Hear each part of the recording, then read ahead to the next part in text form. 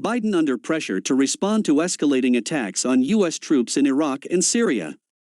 A series of Iranian-backed militia attacks against Americans in Iraq and Syria is piling new pressure on President Joe Biden, with some Republicans criticizing his approach as insufficient and ineffective.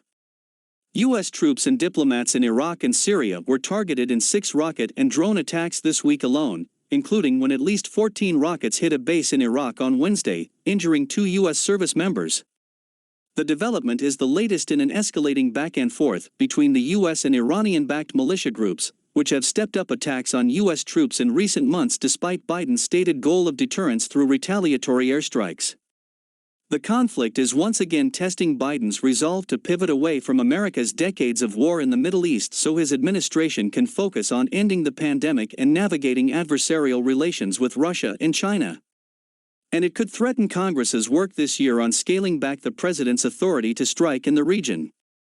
Biden's growing headache is also a familiar one for the former longtime senator and vice president, who has watched 3 successive American presidents before him continue to fight seemingly endless wars in the region using open-ended congressional authorizations. Republicans this week criticized Biden's bare minimum approach, noting that his 2 retaliatory strikes have failed to deter the Iranian proxies.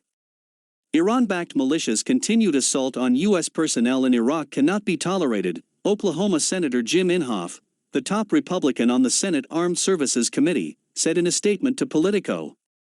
President Biden must put forward a real strategy for deterring and ending these attacks, rather than continuing his bare minimum, tit-for-tat approach that is failing to deter Iran or its militias and puts American lives at increased risk.